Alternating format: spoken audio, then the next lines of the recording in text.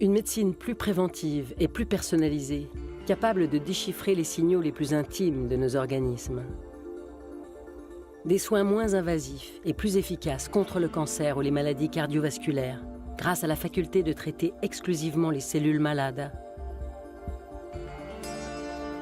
Des possibilités radicalement nouvelles, comme celle d'inciter nos tissus perdus ou endommagés à se régénérer. Les nanotechnologies promettent de prolonger et d'améliorer nos vies en révolutionnant nos pratiques médicales. On peut le voir aux nombreux outils qui apparaissent aujourd'hui et commencent à être utilisés dans les hôpitaux. Tout ça n'a rien d'une utopie. C'est la réalité.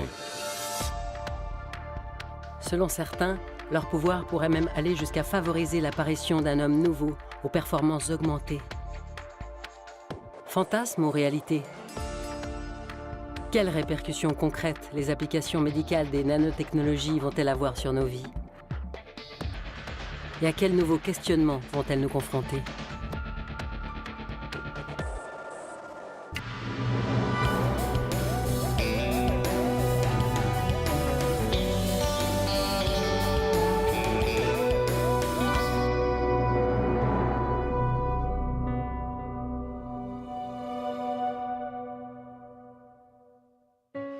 Il y a presque 30 ans, l'invention de nouveaux microscopes a ouvert aux chercheurs les portes d'une dimension encore inexplorée, la dimension nano, celle du milliardième de mètre, le monde invisible des atomes et des molécules. À cette échelle, la matière manifeste des propriétés surprenantes. Pouvoir les exploiter promettait une nouvelle révolution, celle des nanotechnologies. Une avancée radicale qui allait repousser les limites de pratiquement toutes nos technologies actuelles. Aujourd'hui, l'avant-garde des produits issus de ces recherches émerge des laboratoires et fait son entrée dans nos vies. Mais la révolution annoncée tient-elle ses promesses?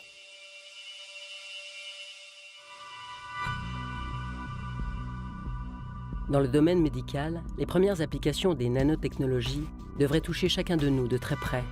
Elles vont permettre de détecter beaucoup plus facilement et beaucoup plus tôt toutes sortes de maladies. Des tests existent déjà qui permettent de repérer des prédispositions génétiques ou les signaux précurseurs de nombreuses pathologies. Mais ils reposent sur des protocoles complexes et des outils sophistiqués, accessibles uniquement dans les grands laboratoires centralisés. Trop longs, trop chers, trop lointains pour être couramment utilisés. Pour qu'ils jouent pleinement leur rôle, il faudrait les rapprocher des patients. Pour le docteur Chad Mirkin de l'université de Northwestern, les nanotechnologies permettent dès aujourd'hui de franchir ce pas décisif. Les nanotechnologies vont révolutionner la médecine dans de nombreux domaines. En matière de diagnostic, elles permettent de créer des outils très sensibles et très précis, accessibles sur les lieux mêmes des soins. Les hôpitaux, les services d'urgence et à terme les cabinets des médecins ou même à la maison. On en parle depuis une vingtaine d'années, mais là, les nanotechnologies en font une réalité. Pourquoi cette certitude? Parce que c'est à l'échelle nanométrique qu'apparaissent les premiers signes d'une maladie. Chacune des 100 000 milliards de cellules qui constituent notre corps mesure entre 10 000 et 20 000 nanomètres de diamètre. Pour pouvoir se coordonner, nos cellules échangent en permanence une quantité de minuscules molécules messagères, des fragments d'ADN ou des protéines qui ne mesurent que quelques nanomètres. Les cascades de réactions opérées par ces messagers moléculaires constituent le langage intime de nos cellules, de la vie même, dans une certaine mesure. Lorsqu'une cellule est malade, elle émet des messagers différents. Les biologistes les appellent des biomarqueurs. Ce sont les signatures moléculaires des maladies.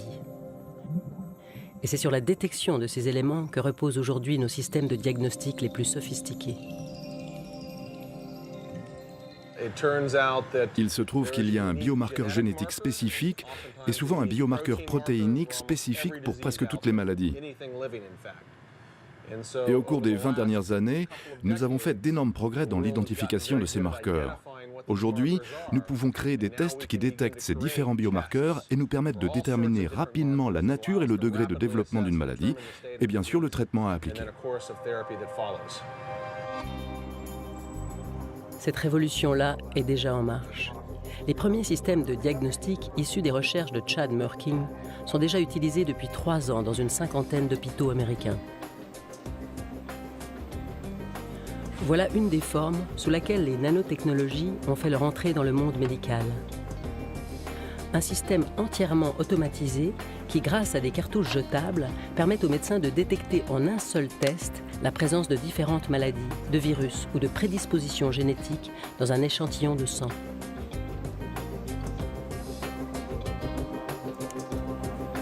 Le grand avantage pour les médecins, c'est de pouvoir détecter de multiples organismes ou de multiples cibles différentes dans une même réaction et d'avoir un temps de réponse beaucoup plus rapide.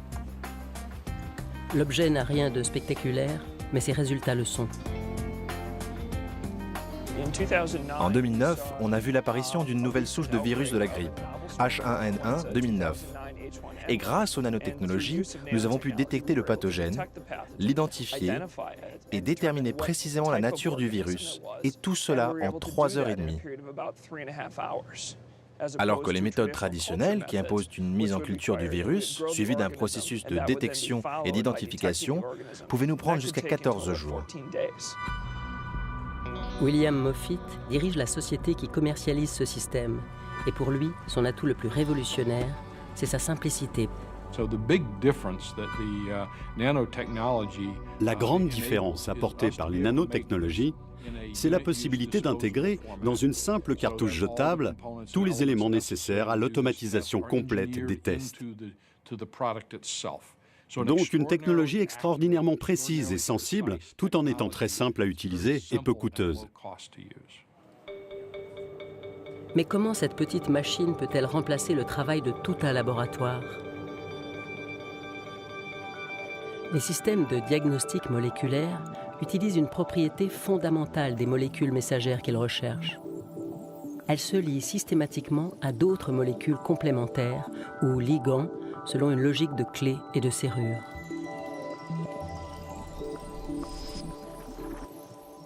En fixant ces ligands à un support, on peut donc capturer à coup sûr les biomarqueurs correspondants s'ils sont présents dans un échantillon.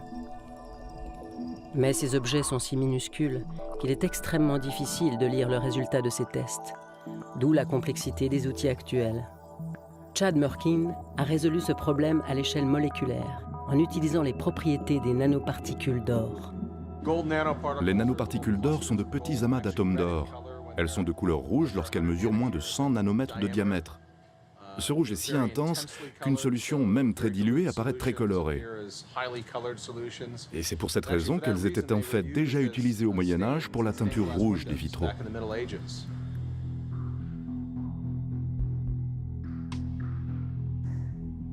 En associant ces particules au rayonnement si intense à des ligands, il est parvenu à créer des sondes ultra précises de dimensions nanométriques et pourtant facilement détectables.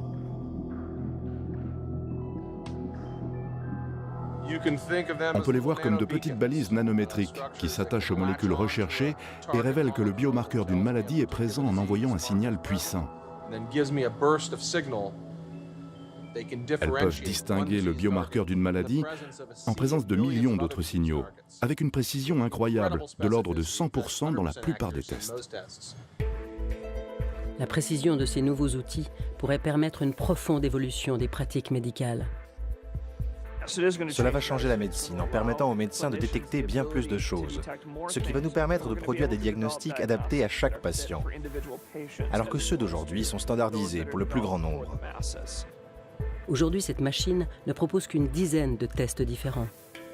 Mais leur nombre augmente très vite, car pour détecter d'autres maladies, il suffit désormais d'intégrer de nouveaux ligands à la plateforme. Au fur et à mesure que leur palette va s'agrandir et que de nouveaux tests seront rajoutés au même système de base, la quantité d'informations que ce type d'outil pourra collecter est juste inimaginable. Cette capacité de détecter des quantités très faibles de biomarqueurs va complètement transformer la médecine, parce que concrètement, elle enlève les œillères des médecins, elle démultiplie les capacités du radar. De nombreux systèmes de ce type vont sans doute rapidement faire leur apparition dans nos hôpitaux. Mais les avancées des nanotechnologies pourraient aussi, à court terme, nous confronter à des outils de dépistage encore plus simples et plus surprenants. En Italie, le docteur Silvano Dragonieri envisage de détecter les premiers signes d'un cancer à l'aide d'un nez électronique portable, un outil conçu pour effectuer des contrôles sanitaires dans l'industrie alimentaire ou pour des applications militaires comme la détection de traces d'explosifs. On a juste choisi celui-là parce qu'il était facilement accessible et pas trop cher, pour vérifier s'il pouvait être utilisé dans un contexte médical. Cet outil, commercialisé depuis quelques années, est équipé de 32 senseurs à base de nanotubes de carbone. Lorsque des molécules recherchées se lient à un nanotube, elles modifient sa conductivité et leur présence est détectée. Ce nez fonctionne comme l'odorat d'un chien. Il n'analyse pas la nature de chacune des molécules captées, mais identifie une empreinte globale de l'échantillon et peut la comparer à une référence. Silvano Dragonieri pense qu'il pourrait être utilisé pour détecter les premières traces de différentes maladies dans le souffle des patients. On a découvert, au cours des dernières années, que le souffle humain contient un mélange de plus de 3000 composés organiques volatiles. Or, l'apparition d'une maladie provoque très tôt des changements dans le métabolisme du patient qui modifient l'équilibre de ce mélange. Par exemple, les patients qui souffrent d'un cancer du poumon présentent un ensemble de composés organiques volatiles différents de celui de personnes en bonne santé. L'étude en cours vise à établir si ce nez peut être entraîné à distinguer dans le souffle l'empreinte d'un malade de celle d'un contrôle sain.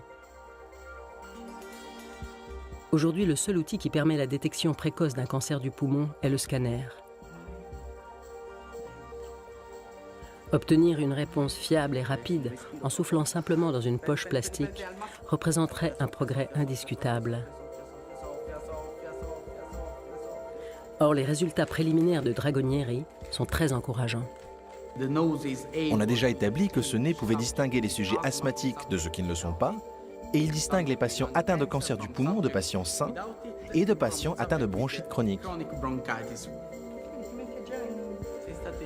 L'étude ne fait que commencer, mais les recherches menées dans différents laboratoires dans le monde suggèrent que ce type de dépistage pourrait devenir une réalité au cours de la prochaine décennie. Ces avancées très concrètes des nanotechnologies vont sans doute permettre le développement d'une médecine plus préventive et personnalisée, mais elles pourraient aussi, à plus long terme, nous confronter à un certain nombre de situations inédites.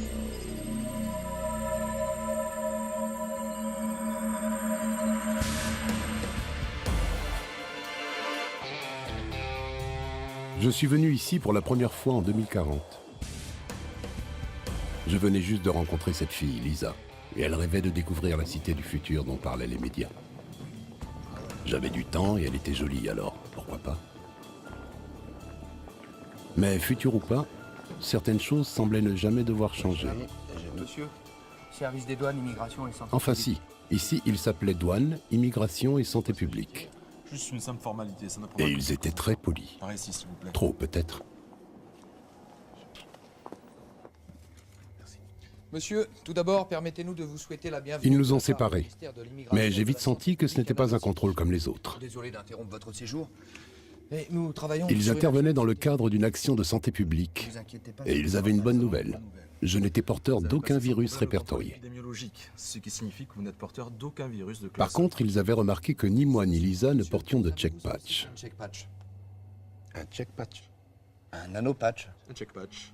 Comme vous pouvez le constater sur mon collègue, il est En absolument fait, non invasif. leur check patch était un nouveau dispositif de diagnostic en temps réel dont ils proposaient de m'équiper gratuitement pour la durée de mon séjour. De proposer à tous nos visiteurs de les équiper gratuitement de ce Selon dispositif eux, tout le monde y qui permettra gagnait. de bénéficier durant votre séjour de la Je protection bénéficierais ainsi jusqu'à mon départ d'une protection médicale à la pointe de la technologie et je ne représenterai plus un risque potentiel pour la santé de la population locale. L'idée même de cette intrusion dans ma vie privée m'était insupportable et leur ton condescendant commençait à m'agacer. En fait, je me demandais si tout cela n'était pas une vaste opération de marketing de la société Checkpatch. Est-ce que oui ou non je peux poursuivre mes vacances tranquillement ou est-ce qu'il faut que je contacte mon avocat? mettre en danger la santé d'autrui, celui qui par sa propre... J'en ai vite eu assez. Bon, c'est bon. Épargnez-moi vos serments. Ma réponse est non. Maintenant, si vous en avez terminé, j'aimerais pouvoir partir. Très bien, monsieur, si vous le désirez. Vous êtes libre. Mais avant de partir, s'il vous plaît. Leur patch n'était pas obligatoire. Mais ils m'ont quand même fait signer une décharge avant de me laisser partir. Merci, monsieur. Et bon séjour parmi nous. C'est du grand n'importe quoi ici. Ça va, toi? Lisa m'attendait dans le hall. Ils ont essayé de te Et refiler. elle aussi avait une bonne nouvelle. Oui, mais votre cas, Elle portait désormais un check patch. c'est plutôt bien vu leur truc. Je me suis énervé. Me dis pas Je lui ai que- dit qu'elle était trop bête. Ah si. Non, c'est pas Je possible. n'aurais sans doute pas dû. N'importe quoi, toi. Oh, ça va. Quoi? Il y a un truc qui cloche.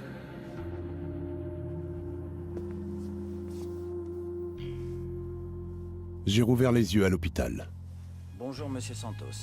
J'avais eu un malaise à l'aéroport. Mais je ne devais pas m'inquiéter. Ils avaient tout vérifié et j'allais pouvoir sortir. Votre organisme. En fait, ils savaient déjà tout de Foie et moi. des reins qui ne sont pas- Et les nouvelles n'étaient pas si bonnes que ça. Et vous avez un taux de sucre de Surtout celles qu'ils avaient gardées pour la fin. joli cancer du poumon. Un cancer du poumon. J'ai senti mon sang se glacer. Quelles sont mes chances? Vos chances de quoi? Mes chances de survie. Comment cela? Mais rien de tout cela n'est bien grave. Ils prenaient tout ça un peu trop légèrement à mon goût. Ah oui, mais... Est-ce que c'était une mauvaise blague? quitte à un stade- Non. Apparemment, ici, le cancer n'était tout simplement plus un problème grave. On le détectait tôt et on le soignait facilement. Quoi que ce soit.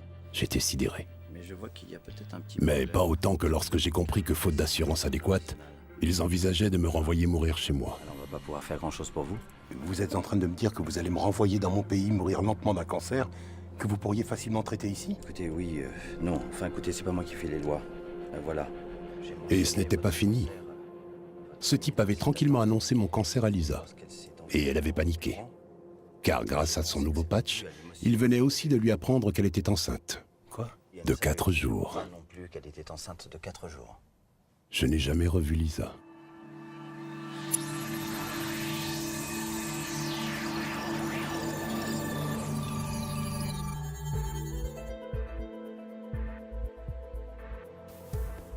Un monde où le cancer ne serait plus un problème grave. Ce n'est malheureusement encore qu'un rêve pour le professeur Kantoff, cancérologue au Dana-Farber Cancer Institute de Boston. Aujourd'hui, le cancer demeure une des principales causes de décès aux États-Unis et dans le monde. Les patients vivent plus longtemps, mais il est toujours très difficile de guérir ceux chez qui la maladie est déclarée.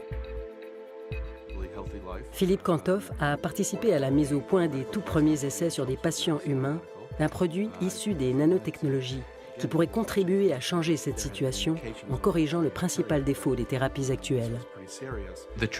L'approche classique du traitement du cancer repose sur les chimiothérapies, qui sont des molécules chimiques assez peu spécialisées, dans la mesure où elles tuent les cellules cancéreuses, mais aussi des cellules saines. Et c'est la raison de leur grande toxicité, c'est-à-dire de leur effet secondaire. Le nouveau traitement repose sur un procédé mis au point par Omid Farokhzad de Harvard, en collaboration avec l'équipe du professeur Langer du MIT. Des nanoparticules capables de cibler uniquement les cellules cancéreuses pour leur délivrer les molécules toxiques des chimiothérapies sans affecter les autres cellules de l'organisme. Dans le cas d'une molécule de chimiothérapie, comme le docétaxel, administrée sous sa forme conventionnelle, à peine 2% du produit atteignent réellement la tumeur. Et une proportion énorme de produits se retrouve dans d'autres tissus et y provoque des effets secondaires. Avec la livraison ciblée, on contrôle très précisément la destination finale des molécules utilisées. Les tests sur des modèles animaux ont démontré l'efficacité de cette approche.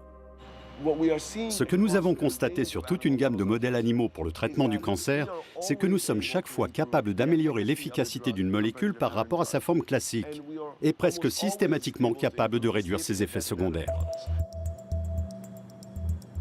Ces tests ont aussi montré que ce procédé permettait d'administrer aux cellules cancéreuses des doses bien plus fortes et donc beaucoup plus efficaces, sans risque supplémentaire pour les patients.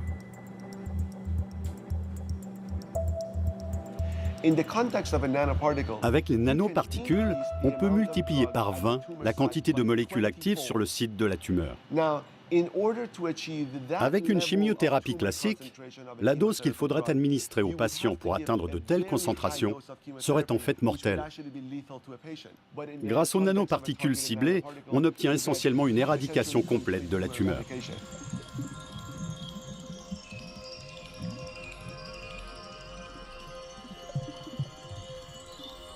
ces particules ne mesurent que quelques dizaines de nanomètres de diamètre, ce qui leur permet de circuler librement dans l'organisme.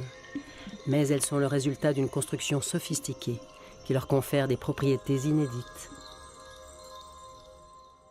La première étape de cette construction est maîtrisée depuis une trentaine d'années. Elle consiste à emprisonner les molécules de produits actifs, ici de chimiothérapie, dans une nanoparticule plastique par une réaction chimique simple mais très précise.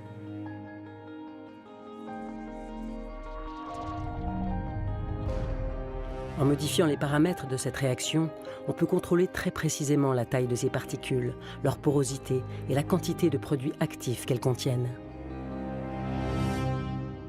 Il faut ensuite que cette particule puisse circuler assez longtemps dans le corps pour atteindre son objectif sans être éliminée par le système immunitaire qui, du fait de sa taille, va la considérer comme un virus. Le professeur Langer a mis au point une seconde réaction qui permet de fixer à la surface de cette particule des filaments appelés PEG. Ils retiennent des molécules d'eau autour de la particule et ce camouflage va tromper le système immunitaire et lui permettre de rester plusieurs heures en circulation dans le torrent sanguin.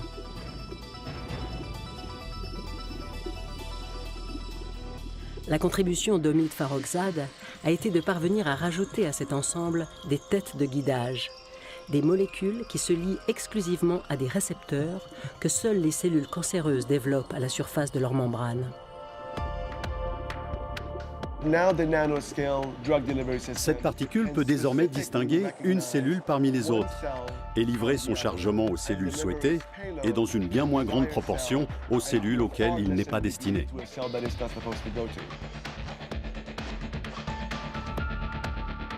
Une fois leur livraison effectuée, ces nanoparticules ont été conçues pour être naturellement éliminées par l'organisme. Les matériaux avec lesquels nous fabriquons nos nanoparticules sont utilisés dans le domaine médical depuis plus de 40 ans. Dans l'organisme, ces particules se dégradent en acide lactique et glycolique, des molécules que le corps utilise pour créer de l'énergie.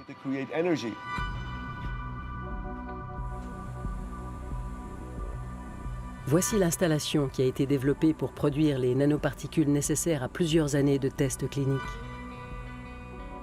Elle tient dans une seule pièce. 3 personnes suffisent à assurer son fonctionnement et son rendement est impressionnant. Il y a 1 million de milliards de nanoparticules dans cette fiole. Nous produisons les milliers de fioles de ce type destinées aux essais cliniques en seulement quelques jours.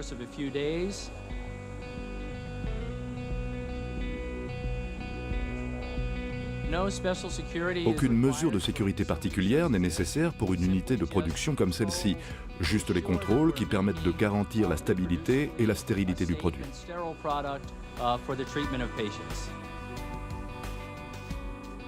Un avantage déterminant si ce produit fait l'épreuve de son efficacité. Mais les tests cliniques viennent juste de débuter. Et dans le meilleur des cas, 5 ou 6 ans au moins vont s'écouler avant que ce traitement puisse être proposé aux patients. Je pense qu'il est très important de ne pas survendre ce procédé et de préciser que ces avancées se font pas à pas. Les résultats sur les animaux sont très prometteurs. Il reste à voir si on obtient les mêmes avec les humains. Et c'est un grand pas de passer des animaux aux hommes. Donc l'espoir est grand, mais nous restons d'un optimisme prudent. Mais pour Omid Farokhzad, la mise au point de ces premières nanoparticules de livraison ciblée ouvre de vastes perspectives. Le procédé pourrait améliorer de nombreuses thérapies existantes, voire permettre le développement d'approches radicalement nouvelles. Le véritable potentiel des nanotechnologies va bien au-delà des seules thérapies anticancéreuses. On peut développer des traitements bien plus efficaces pour les maladies cardiovasculaires ou des vaccins bien plus performants.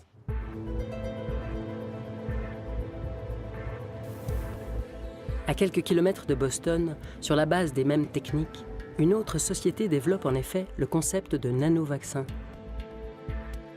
Des nanoparticules adressées aux cellules du système immunitaire qui imitent la taille, la forme et la signature moléculaire de pathogènes naturels. On en sait beaucoup plus aujourd'hui sur le système immunitaire et nous utilisons les nanotechnologies pour fabriquer des vaccins synthétiques qui sont beaucoup plus puissants et peuvent être utilisés contre des maladies très diverses. On a testé ces particules dans un large éventail d'applications, dont des maladies infectieuses. Par exemple, nous avons eu des résultats intéressants sur un vaccin universel contre la grippe. Et nous avons aussi eu de bons résultats préliminaires sur des vaccins thérapeutiques pour lutter contre le cancer et dans une autre application contre les maladies auto-immunes. Ces résultats ont montré sur des modèles animaux que ces particules ciblées parvenaient même à déclencher une réponse immunitaire contre une maladie non reconnue par l'organisme. Les cellules d'une tumeur, par exemple. Les nanotechnologies apportent une véritable révolution dans le monde des vaccins. Nous serions incapables d'obtenir de si fortes réponses immunitaires avec une telle sécurité et pour des maladies aussi diverses sans l'apport des nanotechnologies. Nous obtenons une réponse immunitaire bien plus précise, mais les tests sur animaux ont aussi montré que cette approche était plus sûre que les méthodes traditionnelles, parce que les agents actifs sont délivrés uniquement aux cellules concernées. Les premiers nanovaccins synthétiques sont sur le point d'entrer en phase d'essai clinique et en cas de succès, pourraient donc être disponibles dans 5 ou 6 ans.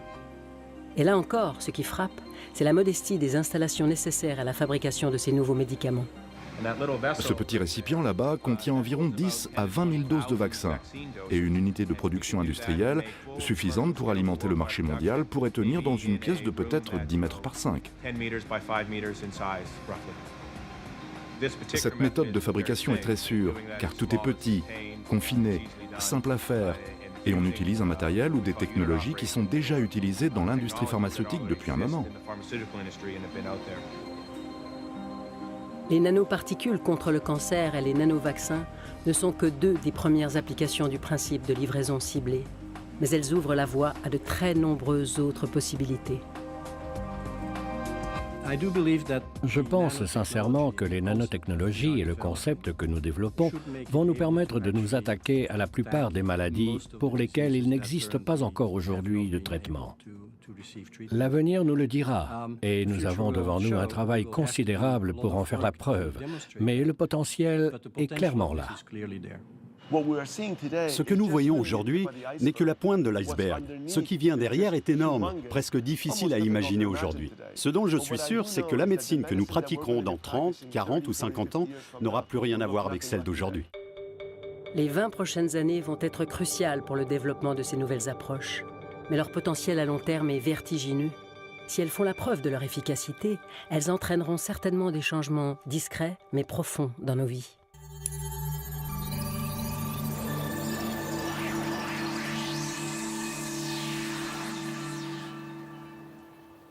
J'ai obtenu un visa humanitaire et ils m'ont guéri du cancer. De tout le reste aussi d'ailleurs. Avant de venir ici, je n'avais pas vraiment conscience des risques que j'encourais. À vrai dire, ça m'était un peu égal. Mais je ne pouvais plus faire comme si je ne savais pas. Alors j'ai décidé de m'installer ici. La nature est magnifiquement préservée. Et puis j'ai trouvé une autre bonne raison de rester. Rachel. Au début, je n'ai pas compris ce qui m'attirait à ce point chez elle. Elle était belle, vraiment belle. Mais il y avait plus que ça. Une profondeur différente. Un regard sur la vie que je n'avais jamais rencontré chez personne d'autre. Elle prenait le temps d'en apprécier chaque minute.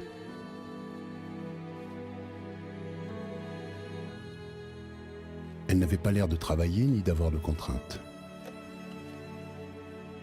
Et en même temps, elle semblait se protéger, garder une distance prudente vis-à-vis de moi.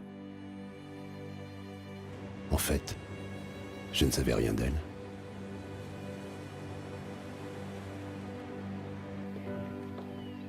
Et puis elle m'a invité chez elle. Et j'ai rencontré son mari, George. Lorsqu'elle l'avait épousé, c'était un chercheur réputé. Et ils avaient vécu heureux ensemble pendant presque 30 ans. Et puis un accident l'avait privé définitivement de l'usage de ses jambes. Après avoir lutté quelques années, il avait décidé de s'abstraire du monde. Depuis plus de 20 ans, il vivait sous l'emprise d'une drogue ciblée, livrée directement aux récepteurs neuronaux. Aucun effet secondaire. Jour après jour, assis sur la terrasse, il regardait la mer. C'était son choix, et elle le respectait. J'étais bouleversé, mais j'avais du mal à comprendre. Quelque chose ne collait pas dans cette histoire. Georges était trop jeune. Tu ne peux pas comprendre. C'est normal. Georges poursuivait un rêve magnifique. Guérir les hommes de la maladie et de la souffrance. Et par amour, j'ai accepté de tester avec lui le nouveau traitement de correction moléculaire qu'il venait de mettre au point. Merci. Quand nous avons eu les preuves de son efficacité, Georges a changé. Il s'est mis à prendre de plus en plus de risques, comme s'il voulait sans cesse tester les limites de sa nouvelle condition. Jusqu'à son accident.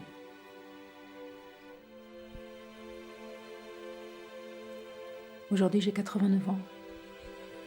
Et lui 92. Et personne ne sait vraiment jusqu'à quel âge nous allons vivre. Nous n'avions pas d'enfants et j'ai vu mourir tous les gens que j'aimais. Toi aussi, tu disparaîtras sans doute longtemps avant moi.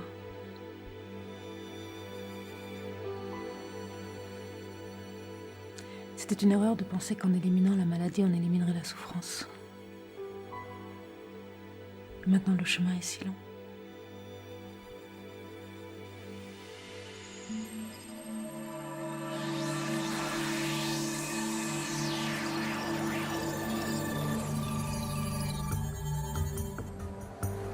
Une médecine plus efficace pourrait en effet allonger la durée de nos vies.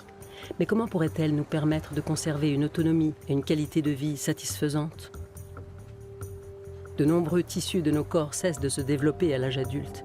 Et lorsque le temps des maladies ou des accidents les ont endommagés, récupérer leur fonctionnalité est bien souvent impossible.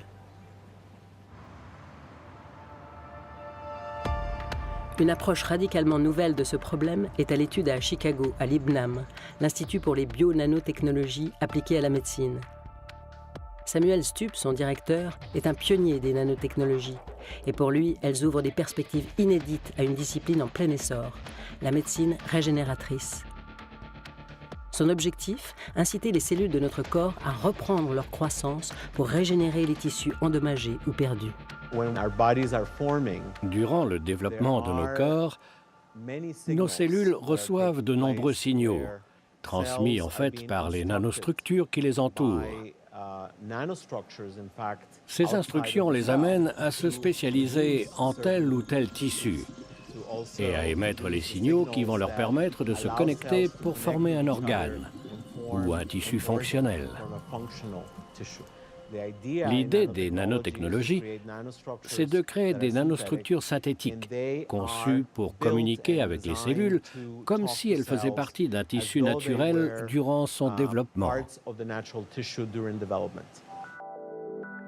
Samuel Stupp a conçu des nanoparticules qui, lorsqu'on les change de milieu, s'assemblent automatiquement pour former de longs filaments de diamètre nanométrique.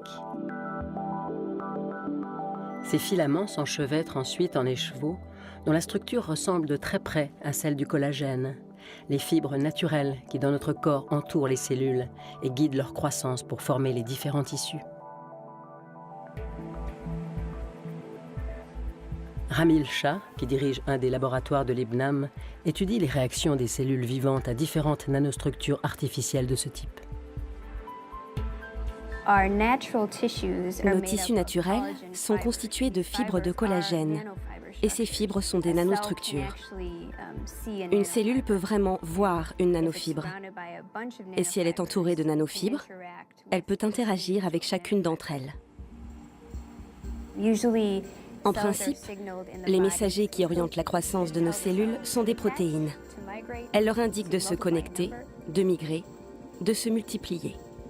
Donc, si nous pouvons prendre ces signaux que le corps envoie naturellement aux cellules et les placer dans ces matrices artificielles, on doit pouvoir les utiliser pour commander aux cellules de faire ce que nous souhaitons. Les particules de Samuel Stup ont donc été aménagées pour que l'extérieur des filaments qu'elles forment soit couvert de ces protéines qui stimulent la croissance des cellules. Et les premiers tests ont démontré l'efficacité de cette approche. C'est vraiment beau de voir des cellules réagir positivement à un matériau, parce qu'alors elles se développent, elles sont très actives, pleines de vie. Et lorsqu'un chercheur voit ça, il s'enthousiasme, surtout quand il s'agit d'un nouveau matériau, parce qu'on sait alors qu'il est très prometteur. Un environnement artificiel capable d'inciter des cellules à former sur commande en laboratoire des tissus spécifiques serait déjà un accomplissement spectaculaire. Mais Samuel Stup voit plus loin. Un procédé de médecine régénératrice doit, au bout du compte, pouvoir être administré aux patients dans le cabinet d'un docteur ou un hôpital. Il doit donc être simple. Alors, nous nous sommes dit qu'on pourrait créer ces molécules, les disperser dans une solution et juste les injecter dans le corps, à l'endroit où on souhaite qu'elles stimulent un processus de régénération. Ramil et son mari Nirav Shah, chirurgiens orthopédistes, ont conduit une expérience visant à tester ce procédé pour la régénération de cartilage endommagé chez des lapins.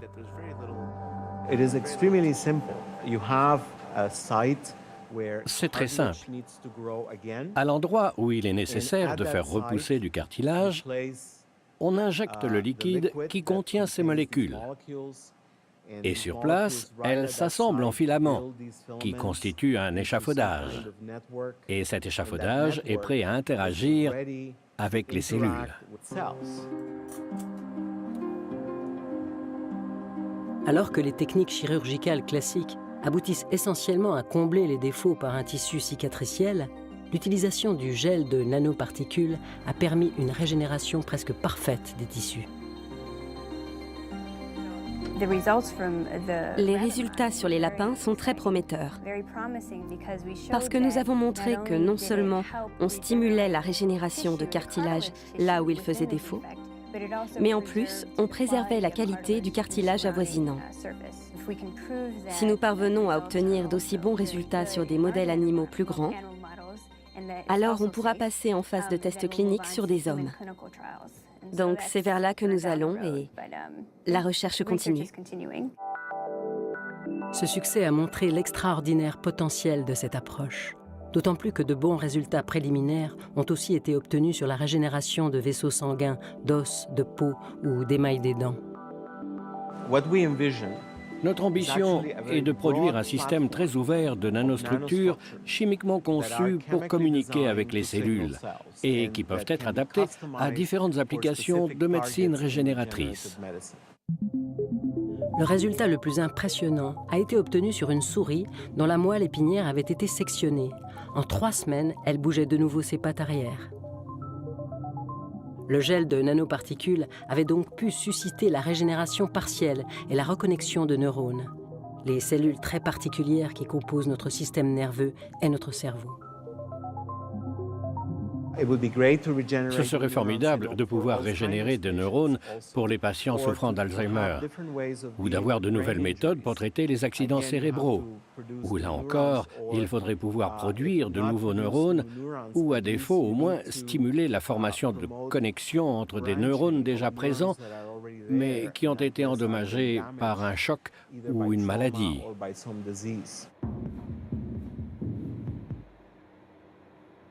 Dans cette perspective, les particules de Samuel Stup ont été adaptées pour s'auto-assembler cette fois sous la forme de petites vésicules.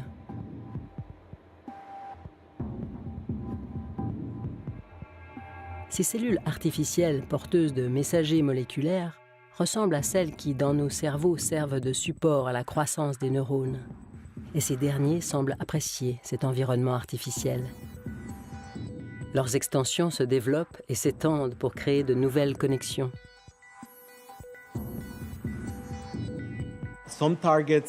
Certains objectifs seront plus difficiles à atteindre que d'autres.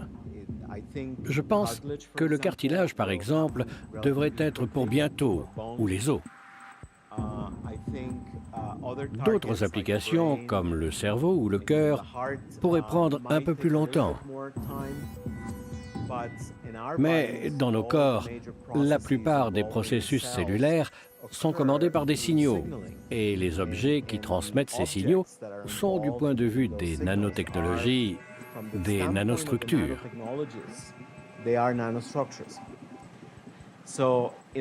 Donc, en un sens, cela peut vouloir dire que nous pouvons manipuler le corps humain d'une manière que nous n'avions encore jamais imaginée.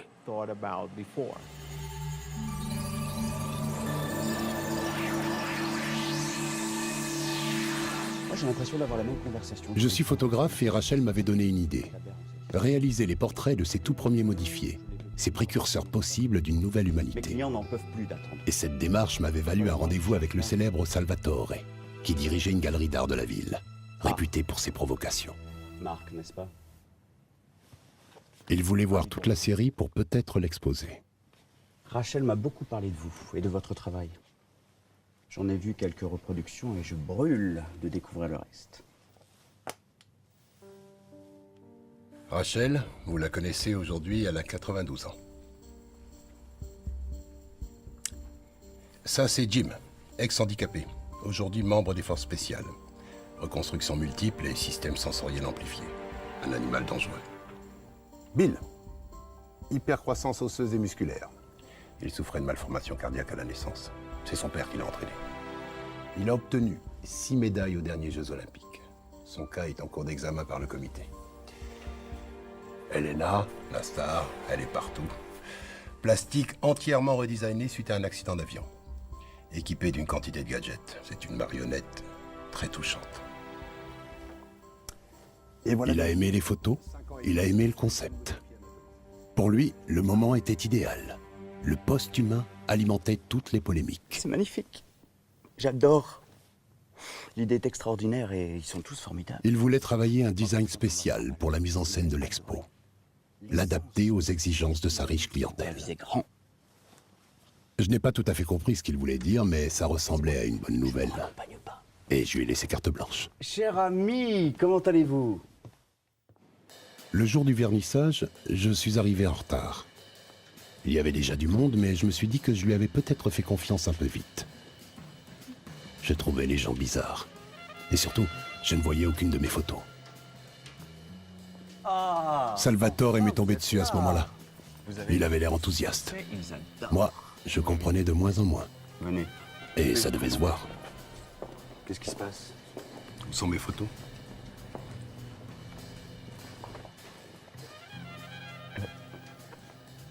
Ne me dites pas que vous n'avez pas reçu la puce. Il était pourtant sûr de m'avoir envoyé la puce avec l'invitation. Il avait raison. Vous allez voir. Elle était sur l'invitation. Mais je ne savais toujours pas ce que j'étais censé en faire. Et là, il s'est franchement décomposé. C'est incroyable. Il avait cru que, comme toute son élégante clientèle, j'étais naturellement équipé d'un lecteur interne. C'était tellement pratique. Et si à la mode. Ne bougez pas. J'ai encore de vieux casques. Il a parlé d'un vieux casque pour les ouvriers et a redisparu sans m'avoir laissé le temps d'en placer une.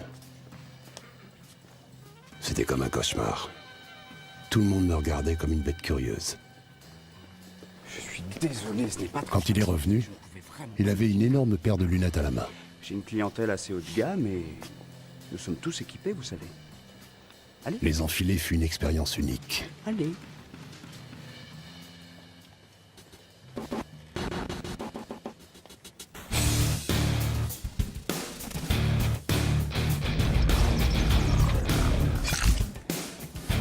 C'est sûr, là je voyais. J'entendais aussi.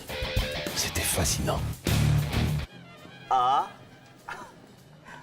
Et voilà.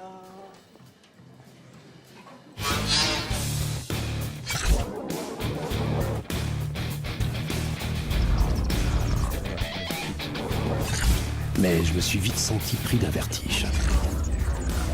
Un mois de boulot, un mois de boulot. C'étaient eux les vrais postes.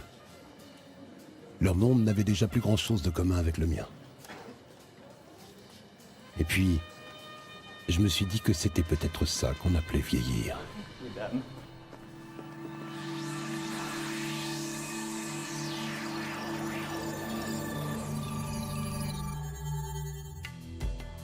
En 2001 est paru un rapport américain intitulé « Technologies convergentes pour l'amélioration de la performance humaine ».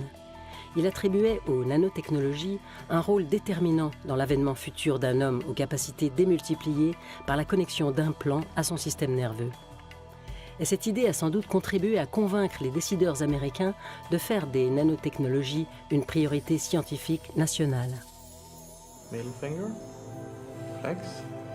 Certains travaux récents peuvent en effet laisser penser que nous sommes proches de la réalisation d'une interface entre notre système nerveux et des extensions électroniques. Smart Hand est un projet européen de mains robotisées destiné aux amputés. Non seulement celui qui la porte peut en piloter directement les mouvements comme il le ferait d'un membre normal, mais la grande nouveauté, c'est que grâce à des capteurs placés dans les doigts, cette main parvient à renvoyer au cerveau une sensation de pression. Je dois utiliser des muscles qui n'ont pas servi depuis longtemps, ce qui est très difficile. Mais lorsqu'on parvient à contrôler le mouvement, c'est génial. Je ressens des choses que je n'ai pas ressenties depuis longtemps. Quand je saisis quelque chose fortement, je le sens dans le bout de mes doigts. Ce qui est étrange dans la mesure où ils ne sont plus là. C'est fantastique. Cette prothèse expérimentale offre à long terme d'extraordinaires perspectives pour les amputés. Mais ce retour de sensation signifie-t-il qu'une connexion au système nerveux a été réalisée? Pas vraiment. De petits dispositifs restituent simplement à des points précis du moignon les pressions enregistrées par les capteurs de la main robotisée. Et c'est le cerveau du patient qui interprète ces pressions comme provenant de la main absente. Une habile exploitation de la sensation de membres fantômes que décrivent les amputés et qu'a longuement étudié le professeur Lundborg. En stimulant les zones correspondant aux membres fantômes, on peut vraiment donner l'illusion d'une véritable sensation. Il n'est pas nécessaire de se connecter au cerveau ou à la moelle épinière ou aux nerfs périphériques. Peut-être qu'on pourra un jour transmettre la sensibilité artificielle d'une prothèse directement à la bonne zone du cerveau pour recréer une sensation de toucher. Il y a de nombreuses recherches dans cette direction. Mais aujourd'hui, c'est plutôt du domaine de la science-fiction. La connexion au système nerveux ne semble encore au mieux qu'une perspective à très long terme. Et les nanotechnologies ne jouent aujourd'hui qu'un rôle hypothétique dans les développements à venir de ces projets. En fait, l'humain augmenté ne semble pas faire partie des objectifs de la plupart des chercheurs. Des améliorations? Ce n'est pas vraiment le but de mon travail. Nous cherchons juste à améliorer la qualité de vie des patients. L'objectif est plutôt de récupérer ce qu'on a perdu, des tissus en parfait état. En fait, je ne vois pas bien ce qui pourrait être mieux que des tissus parfaits. Plus ils l'explorent, plus le fonctionnement du vivant à l'échelle nanométrique fascine les chercheurs de tous horizons. En rendant possible l'étude et la construction d'objets de cette dimension, les nanotechnologies ouvrent un nouveau chapitre dans l'histoire de la maîtrise de notre organisme.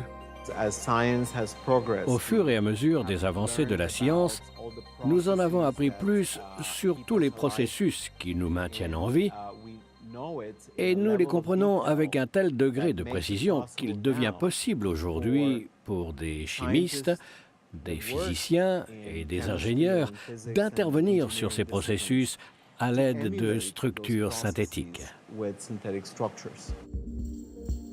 Les nanotechnologies trouvent sans doute dans le domaine médical leurs applications les plus immédiates et les plus indiscutables. Ces recherches n'existent que depuis une quinzaine d'années, mais elles produisent déjà des outils susceptibles de faire évoluer de manière significative notre pratique de la médecine. On parle de la livraison ciblée comme d'une arme magique depuis près d'un siècle.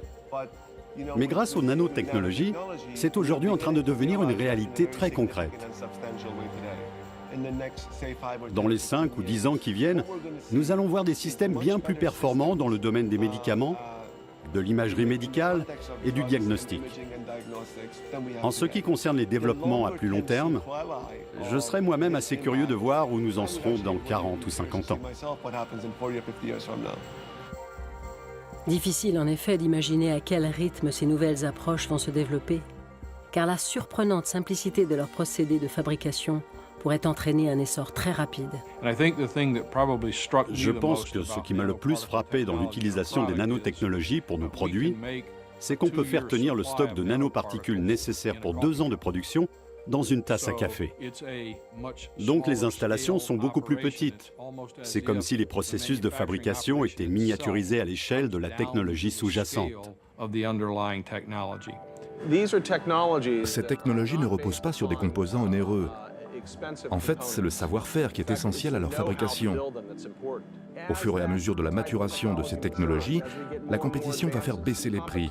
Et vous allez voir une véritable explosion de ce type de produit dans le monde entier.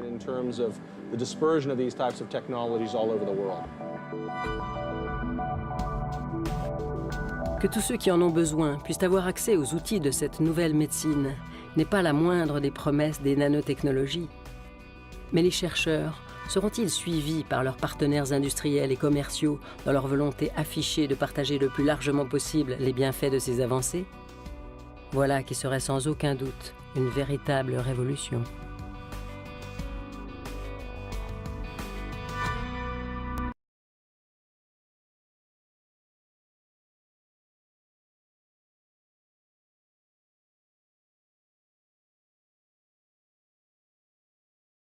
Molécules messagères, des fragments d'ADN ou des protéines qui ne mesurent que quelques nanomètres. Les cascades de réactions opérées par ces messagers moléculaires constituent le langage intime de nos cellules, de la vie même, dans une certaine mesure. Lorsqu'une cellule est malade, elle émet des messagers différents. Les biologistes les appellent des biomarqueurs. Ce sont les signatures moléculaires des maladies. Et c'est sur la détection de ces éléments que reposent aujourd'hui nos systèmes de diagnostic les plus sophistiqués. Il se trouve qu'il y a un biomarqueur génétique spécifique et souvent un biomarqueur protéinique spécifique pour presque toutes les maladies. Et au cours des 20 dernières années, nous avons fait d'énormes progrès dans l'identification de ces marqueurs. Aujourd'hui, nous pouvons créer des tests qui détectent ces différents biomarqueurs et nous permettent de déterminer rapidement la nature et le degré de développement d'une maladie et bien sûr le traitement à appliquer. Cette révolution-là est déjà en marche. Les premiers systèmes de diagnostic issus des recherches de Chad Merkin sont déjà utilisés depuis 3 ans dans une 50aine d'hôpitaux américains. Voilà une des formes sous laquelle les nanotechnologies ont fait leur entrée dans le monde médical. Un système entièrement automatisé qui, grâce à des cartouches jetables, permet aux médecins de détecter en un seul test la présence de différentes maladies, de virus ou de prédispositions génétiques dans un échantillon de sang.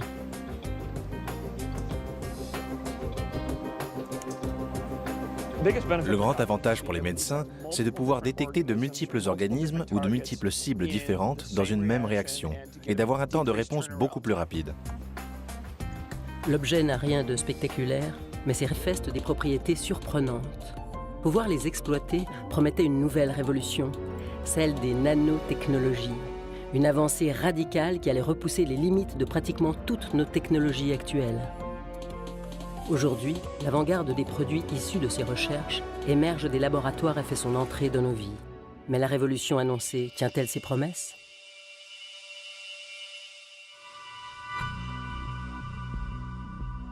Dans le domaine médical, les premières applications des nanotechnologies devraient toucher chacun de nous de très près. Elles vont permettre de détecter beaucoup plus facilement et beaucoup plus tôt toutes sortes de maladies. Des tests existent déjà qui permettent de repérer des prédispositions génétiques ou les signaux précurseurs de nombreuses pathologies. Mais ils reposent sur des protocoles complexes et des outils sophistiqués, accessibles uniquement dans les grands laboratoires centralisés. Trop longs, trop chers, trop lointains pour être couramment utilisés. Pour qu'ils jouent pleinement leur rôle, il faudrait les rapprocher des patients. Pour le docteur Chad Merkin de l'Université de Northwestern, les nanotechnologies permettent dès aujourd'hui de franchir ce pas décisif. Les nanotechnologies vont révolutionner la médecine dans de nombreux domaines. En matière de diagnostic, elles permettent de créer des outils très sensibles et très précis, accessibles sur les lieux mêmes des soins. Les hôpitaux, les services d'urgence et à terme les cabinets des médecins ou même à la maison. On en parle depuis une vingtaine d'années, mais là, les nanotechnologies en font une réalité. Pourquoi cette certitude? Parce que c'est à l'échelle nanométrique qu'apparaissent les premiers signes d'une maladie. Chacune des 100 000 milliards de cellules qui constituent notre corps mesure entre 10 000 et 20 000 nanomètres de diamètre. Pour pouvoir se coordonner, nos cellules échangent en permanence une quantité de minuscules... Les nanoparticules d'or sont de petits amas d'atomes d'or. Elles sont de couleur rouge lorsqu'elles mesurent moins de 100 nanomètres de diamètre. Ce rouge est si intense qu'une solution, même très diluée, apparaît très colorée. Et c'est pour cette raison qu'elles étaient en fait déjà utilisées au Moyen-Âge pour la teinture rouge des vitraux.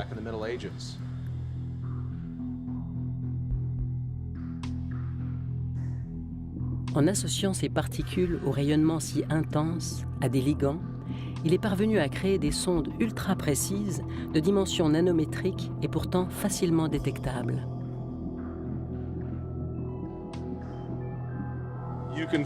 On peut les voir comme de petites balises nanométriques qui s'attachent aux molécules recherchées et révèlent que le biomarqueur d'une maladie est présent en envoyant un signal puissant.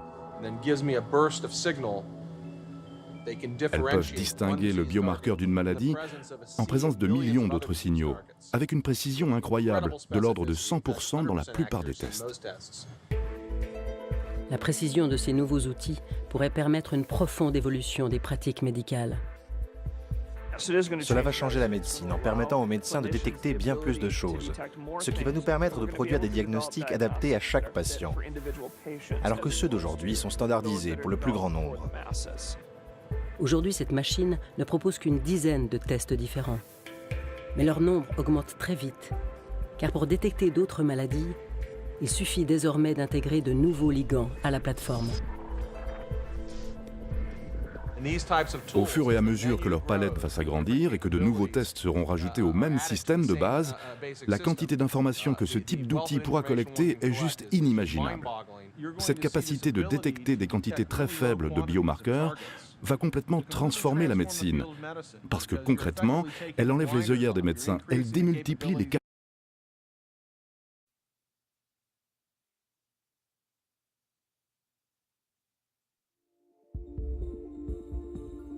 Une médecine plus préventive et plus personnalisée, capable de déchiffrer les signaux les plus intimes de nos organismes. Des soins moins invasifs et plus efficaces contre le cancer ou les maladies cardiovasculaires, grâce à la faculté de traiter exclusivement les cellules malades. Des possibilités radicalement nouvelles, comme celle d'inciter nos tissus perdus ou endommagés à se régénérer. Les nanotechnologies promettent de prolonger et d'améliorer nos vies en révolutionnant nos pratiques médicales. On peut le voir aux nombreux outils qui apparaissent aujourd'hui et commencent à être utilisés dans les hôpitaux. Tout ça n'a rien d'une utopie. C'est la réalité. Selon certains, leur pouvoir pourrait même aller jusqu'à favoriser l'apparition d'un homme nouveau aux performances augmentées. Fantasme ou réalité?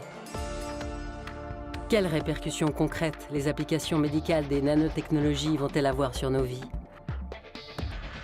Et à quels nouveaux questionnements vont-elles nous confronter?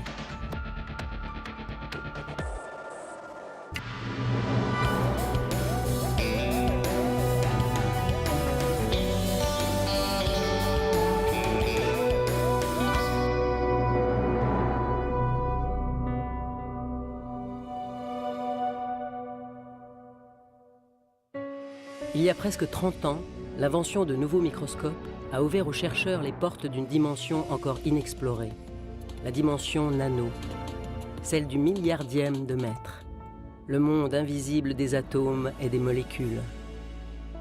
À cette échelle, la matière résultat le son. En 2009, on a vu l'apparition d'une nouvelle souche de virus de la grippe, H1N1 2009. Et grâce aux nanotechnologies, nous avons pu détecter le pathogène, l'identifier et déterminer précisément la nature du virus, et tout cela en 3h30.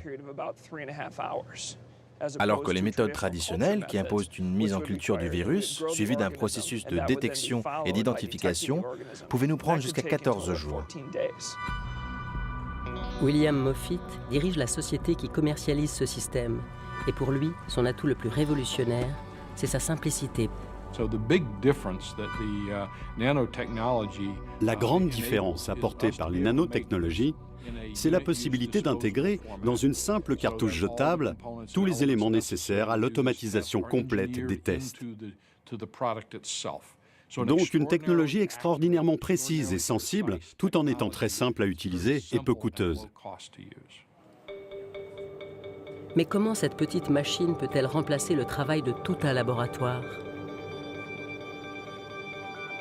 Les systèmes de diagnostic moléculaire utilisent une propriété fondamentale des molécules messagères qu'ils recherchent. Elles se lient systématiquement à d'autres molécules complémentaires ou ligands selon une logique de clés et de serrures.